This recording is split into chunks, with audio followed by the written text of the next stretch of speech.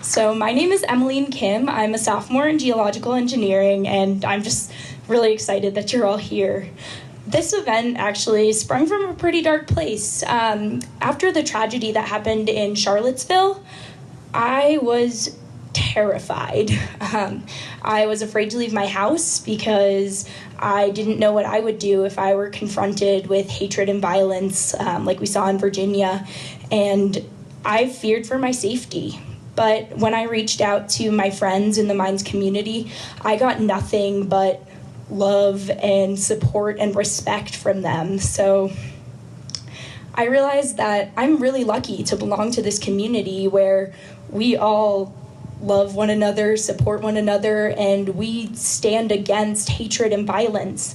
So I reached out to Jess earlier this month and told her that we need to do something. We need to bring together the Mines community and extend the same love that I was given to everyone who is a part of Mines.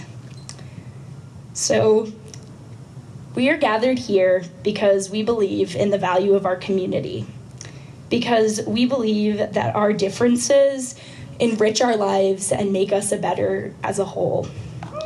We support each other. We understand that in the face of hate, love is what brings us light. We're gathered here today because we're united as Orediggers. So our first speaker we're gonna have is Marquise.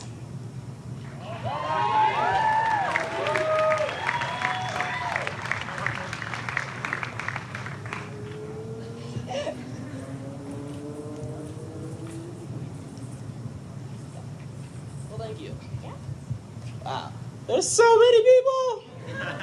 What's up, y'all? What up? That's all I get.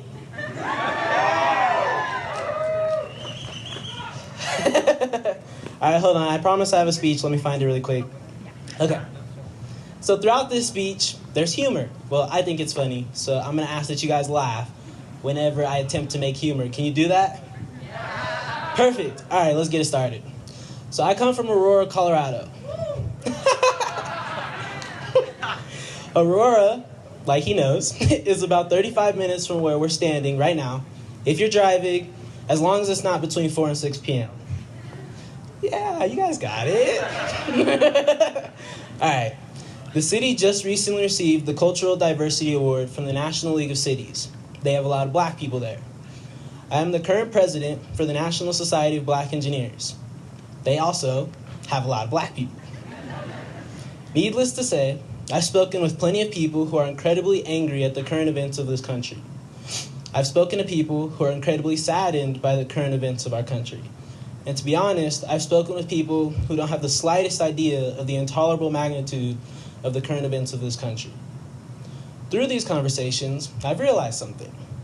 These discussions with other individuals capable of conjuring their own thoughts, feeling their own feelings, and expressing their own resolutions has shown me that the problem that America is facing, the problem that the world is currently faced with is not black versus white. It's not a Democrat versus Republican or an alt-left versus alt-right dilemma. We're not faced with a terrorist versus a saint or an immigrant versus a native epidemic. This is the 21st century. And I choose to believe that we as a race have surpassed these simple flaws in our ideology. No. What we're faced with is much deeper.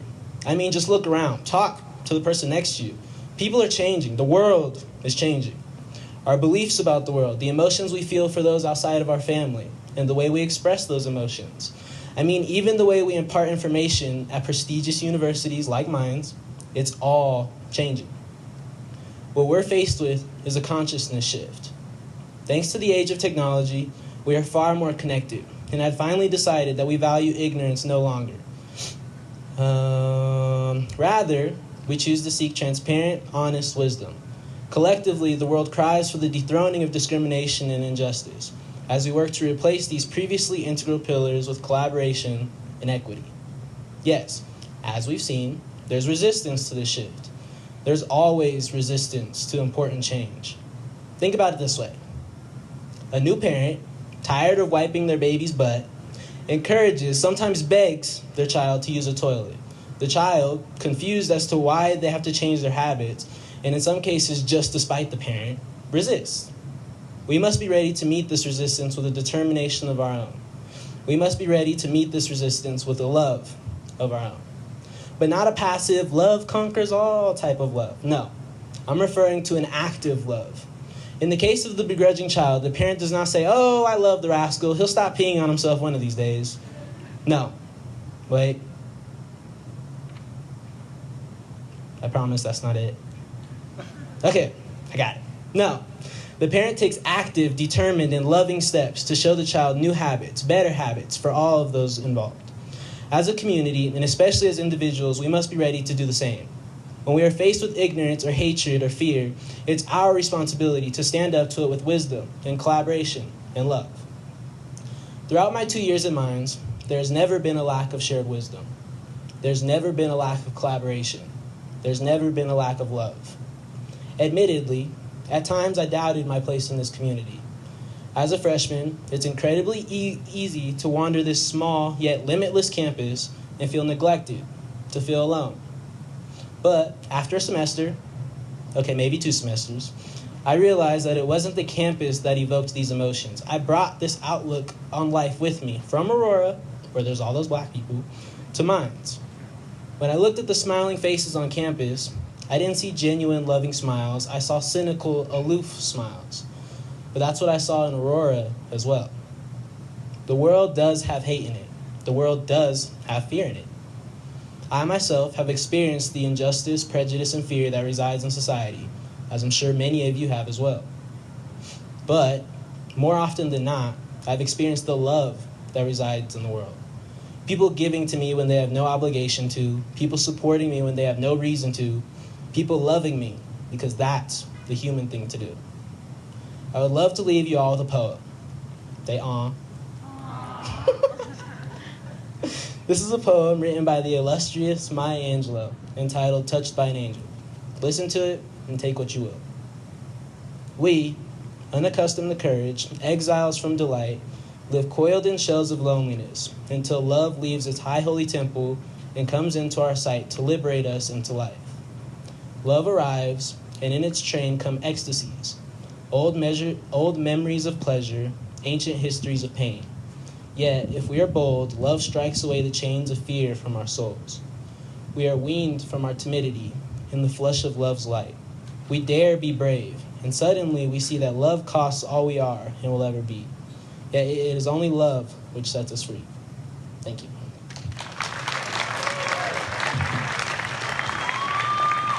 Thank you so much for that. That was beautiful. So next we have Maram. She's coming up the stairs.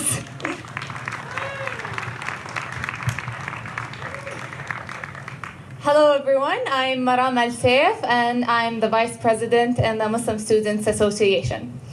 So hello and assalamu alaikum everyone. Assalamu alaikum. I'm sure you've heard this before, but do you know what it means? It's an Arabic greeting and it means peace be upon you all. This statement is used by all Muslims from all around the world, even those who don't speak Arabic. They meet each other with peace, and when they're done, they leave in peace. I'm going to try to be brief. I'll try to keep my comments brief. I just want to shed the light on the word Islam. Do you know the roots of the word Islam? Linguistically, the roots of the word Islam is silm. And silm refers to making peace, being in a mutually peaceful environment, reaching salvation and well-being, attaining goodness, and most importantly, submitting the self and obeying. Submitting the self and obeying to what? To the core values of Islam. Establishing respectful and peaceful relations in a society is the most fundamental block of building social unity. Social unity in our campus, in the wide community. Peace, the importance of equality, the prominence of empathy are bases for the formation of united families, societies, and community. Islam called for these fundamental values to form a world that is united against forces of darkness, to form a world where no differences can establish a status of superiority of one person over another, or one faith over another, or one race over another. A world where a person's value and status is determined only by the good deeds he or she does. A world of empathy, one where a person would feel their tears streaming through down their cheeks while reading tragic news about brothers and sisters from all around the world. Brothers and sisters, not in blood, but in humanity. Just like how we felt for all the people in Houston and Texas. We, as a Muslim Student Association here, really appreciate this supportive community. We really appreciate this welcoming community here at Mines. And we also support and call for upholding all the core values of the Mines community. We support celebrating and embracing diversity, cultural differences. These differences may be interrogated in airports, but by what we share, we can definitely overcome those artificial borders and clarify misconceptions that can be misleading. If you have questions about Islam, never hesitate. Reach to one of us. We'll be more than happy to answer any of your questions. We, as Muslim students, we really enjoy cultural exchanges, and we look forward to meet new people from different cultures, regardless of their race, their color, their religion. And we also always work in diverse environments in our classes, our labs, our field sessions. So science, engineering, and open-mindedness unite us. Yes to a diverse and a united campus. Yes to a diverse and a united community. Thank you all, and assalamu alaikum. Thank you so much, madam. So next, we have some representatives from student government coming to speak. We have our president of the undergraduate student body, Quinn. We have our vice president, Willie, and we have Alexis representing the graduate students. So everybody give them a hand. Hi there, my name is Quinn Tenorio, and I am the undergraduate student body president. I'm a Colorado native, born and raised here, and Colorado is my home. And extending into that, Mines is also my home because of that. Today, we're gathered here today to unite. Oftentimes, we as students at Mines are so focused on STEM and studying that we really don't acknowledge how diverse and unique we are, especially our community that we have. I myself am a part of 2 minority groups, but never have I once thought that Mines was not my home. And you as students and faculty should feel that same way too. We as an institution and a community support each other and oppose hate in any form. In addition, there are so many resources to make use of. All you have to do is reach out. To name a few, we have the Wellness Center, Res Life, everybody in faculty and staff and administration, CASA, just to name a few. You have so many resources here to use them and to unite against hate.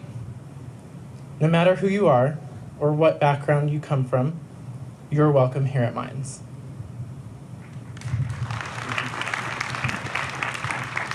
Hey y'all, how you doing? Thank you for coming out, first of all. I'm really impressed with the size of this group. It shows a lot of positivity in the Mines community, so thank you for that. My name is Willie Kanishi. As you know from what Emmeline said, I'm the USG Vice President, but I'm also involved in ARC Society as well as the Peer Mentor Program. So a little bit about me. I come from a conservative background, Growing up, I wasn't exposed to many unique and different ideologies. However, when I stepped onto campus, something amazing happened. And that amazing thing is that I started to say yes.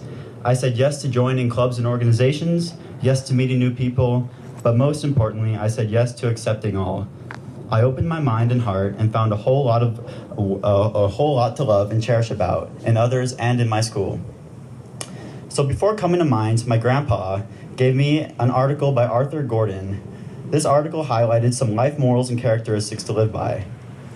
I was reading the article and came across the final piece of advice, and it read, "Don't wear a raincoat in the shower." I know what you're thinking. What does that mean? I mean, don't wear your raincoat in the shower, right? So, well, if you think about it, it makes perfect sense. How can you possibly clean yourself if you're wearing a waterproof jacket? So the best way to get rid of your raincoat is to expose yourself to new ideas and experiences in your life for all your life. Everybody comes from different backgrounds with completely different histories, yet we are all one at Minds. We are all Orediggers. So I challenge you today. Think about this, especially in today's world. And when presented with opportunities and chances to listen to others and stick up against hate, keep that image in your mind of wearing a raincoat in the shower, because it's time to take it off and it's time to make a change on this campus. Thank you.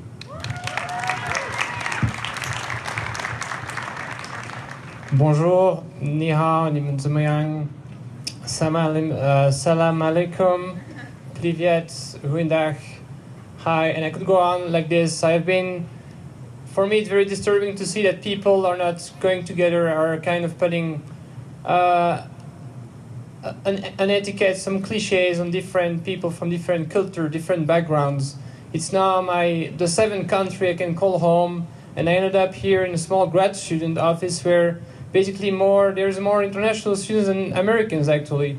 And basically you don't even need to travel to start learning a language, learning a new culture, having your office mate just bring you a cake that his wife just prepared and that is coming all the way from Sri Lanka. So here it's to say, like, I started my journey in Belgium where we already speak 3 languages. And even in a small country with less than 10 million people, so it's like twice Colorado, people are fighting. Even though we have the same color, same religion, same country, but we speak different languages. And then from there, I went to Russia. And you guys, Americans, Russia, whatever. But Russians are actually cool guys, like really nice people. Like I started learning how to drink vodka on a train in the middle of Siberia. It was -40 outside. Didn't understand anything they said, but as long as you drank, it was fine. And from there, I ended up in India. In India, you start traveling as a student. You're working somewhere, not making money, and then you're trying to go in the lower class. And the Indians are putting you off, say, "No, sir, you're white. You should go in the first class." Say, "No, I don't have money. I'm here with you, man." And so, step by step, you start to break all those cliches, like just saying, how can you even fight in a small country like Belgium? And you just see all those people, like in Russia and in India. Then I lived in China to start my master's there, and then you just start to break a lot of basically ice. You just break the ice.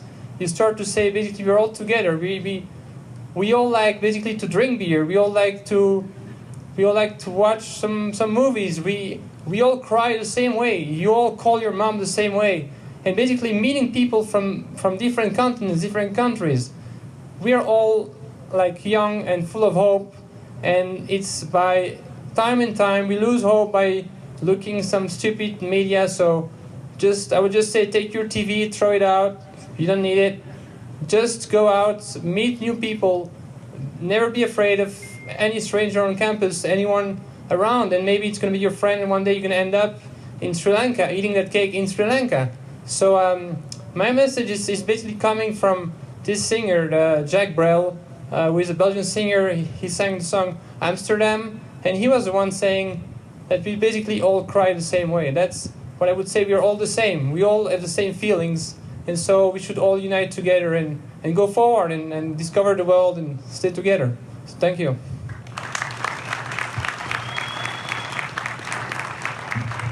Thank you 3 so much. So up next, we're going to have Dean Moore speak to us. So everybody give him a round of applause.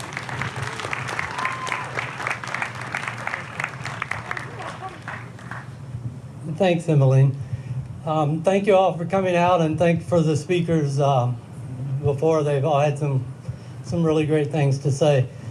I'll tell a story or two and try to make a point or two. But I grew up in South Louisiana in the 60s and the 70s. I started grade school not long after the civil rights bills were passed in the middle 60s. That wasn't real popular where I came from, partly because, particularly through my high school years, the imperial wizard of the KKK was from my hometown. And of course, you know, it was all white elementary schools at that time out in the rural areas where I grew up. When you got to high school, it was integrated, but given the peculiarities of my particular city and the parish, it was integrated in name only. You pretty much felt it all the time. Jim Crow was still very present. In fact, I think it was my wedding in 1979 was the first time an African American had been inside our church that I grew up in. It was a colleague of my wife's, and she was scared to death to be there, actually, because of the reputation of the place. So I was actually taught, even in that church, that good people didn't condone such organizations as the KKK. But no one condemned it. And that's an important message, I think.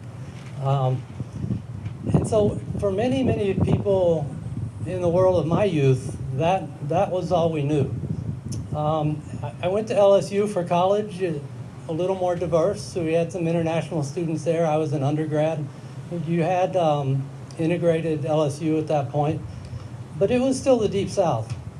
And it really wasn't until I got my first job and moved to Los Angeles that I kind of came to see that the world was not what I had been taught that it was. Taught by example, if not by direct teachings. In LA, we actually went to a church where there was an interracial couple in the Sunday school with us. It's like, and it's the same denomination as we had back in Louisiana. It's like, whoa, that's not the way things work back home.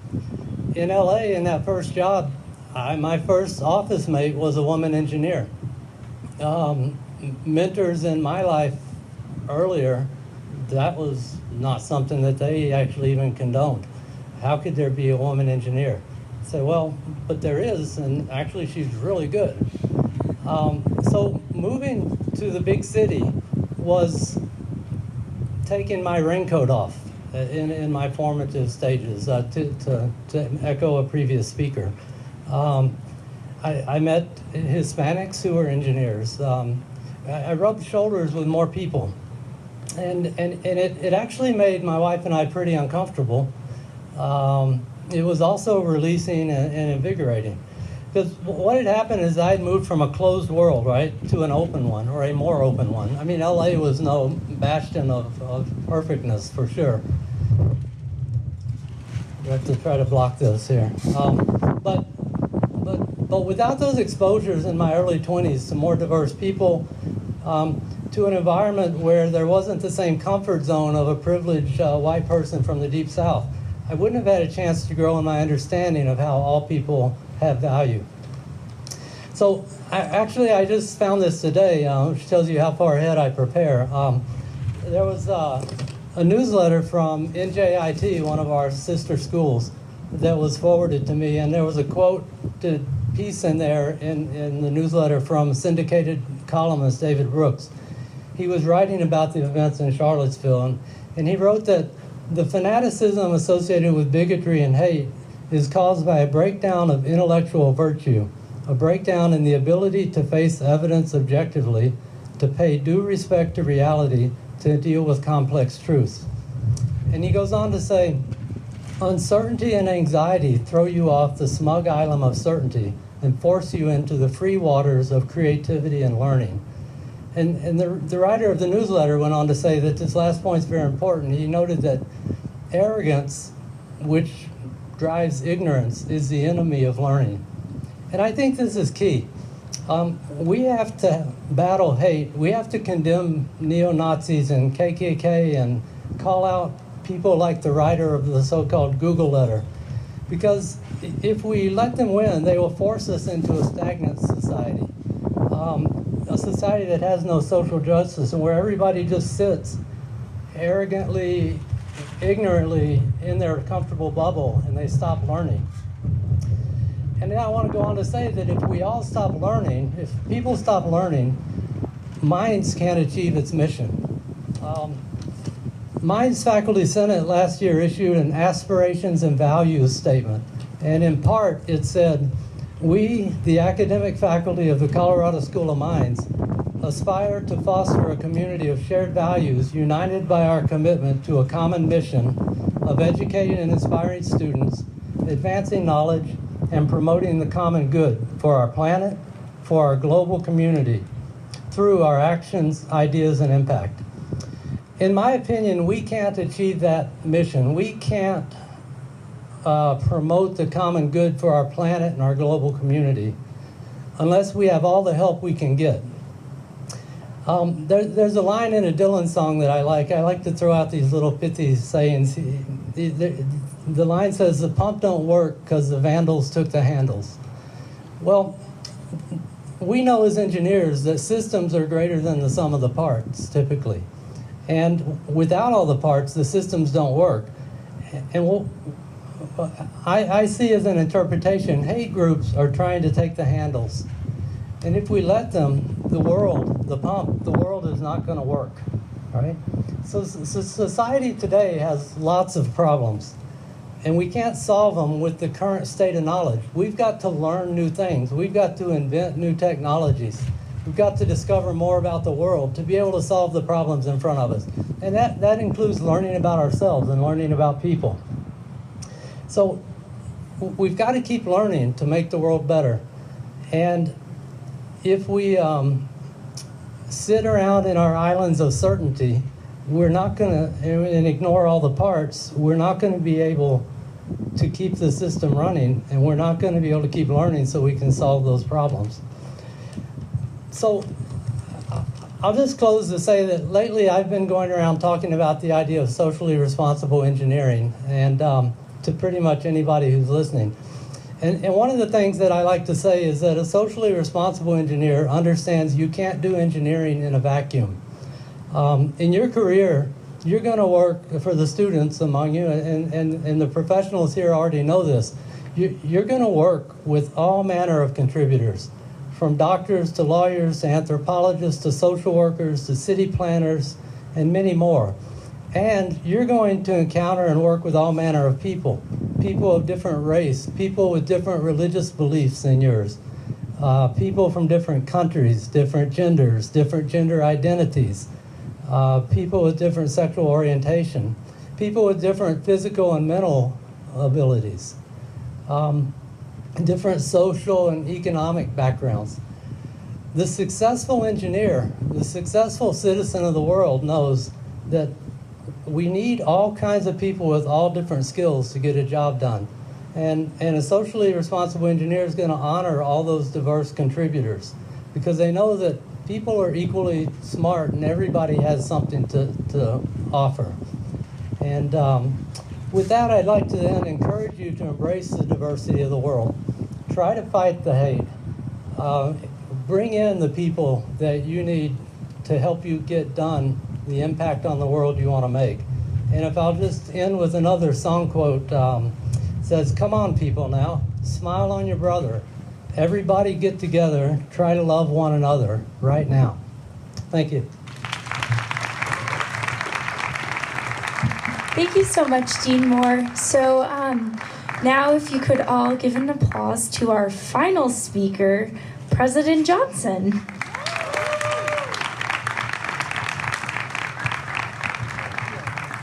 Hey, I'd like all of the speakers tonight to get up here right now. You gotta do it quick. If you get up here real quick, then I'll be real quick.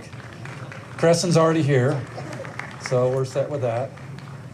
Everybody up here, all right. You can do it, great. Okay, good. First of all, I just want to thank everyone for being here. It's so exciting to see such a great cross-section of campus out there. We've got faculty, we've got staff, we've got students. We're all here. I'm going to keep this pretty short because Marquise told me he has class to go to. So, and he looks like he already ditched us, huh? I'll see him on Friday. I'll give him a hard time. Most of everything that's really important has already been said tonight by these wonderful folks up here. I just thought it'd be nice if you sort of took a second and just kind of asked yourself, why did you come here tonight? Okay, so just think about that for a second. Why are you here as opposed to being somewhere else, right? And what did you hope to get from being here tonight? Okay, I suspect there are a lot of different answers out there to this, but I thought I'd share my answer with that as we wrap up. I could be watching the 5 o'clock news right now, right? And get totally depressed from all the things going on in the world, right? And we all know what a lot of those things are. But instead of doing that, I chose to be here. And the reason I chose to be here is because I wanted to hear from these folks. This event was organized by the students because the students wanted to have a community gathering. So I came here because the events that I love most about Mines are community gathering events. If you think about the things where we sort of share our values together, this kind of event, graduation ceremonies are great reflections of values of education. Rooting on our Orediggers teams at football games is a great sort of community building thing of sharing values. Going to Bill Nye or Neil deGrasse Tyson, where we all get together and we sort of share our value for nerdiness, as Crescent says. So to me, I love coming to things where we share our values. I love coming to things where I get to hear the students talk about things because rather than getting depressed about what I see on the news, I walk away being really optimistic about the future because we're so fortunate to have such great, articulate, deep thinking and students and faculty and everyone here who really wants to make a difference and add something to the world. And so I just wanted to thank all of you coming here because I suspect you came here for the same reason. And I hope that walking away, you know that you've heard a lot tonight about our shared values and our core values. And of course, our core values, the document that Kevin was referring to, mentions diversity, respect, compassion as our core values. And in line with those core values, obviously we denounce as an institution things like racism, bigotry, and hatred. It's nice to know that we sort of all share that. And I hope you leave here tonight feeling really good about the world and the future and the campus. And I hope that we're able to make a bigger impact. Mines campus is kind of a pretty safe place. We had speakers talk about how welcoming it is and everything like that. But we're really going to make a difference when we get out beyond the boundaries of our campus and we make a difference in our communities and the places that the students go off to live when they leave here. So thank you all for being here tonight, and hope you feel as good as I do about that. And was it Salam Alaikum? Salam alaikum. Salam Alaikum. So you all know what that means now, even though I can't pronounce it properly, but you got the message from it, and thanks a lot.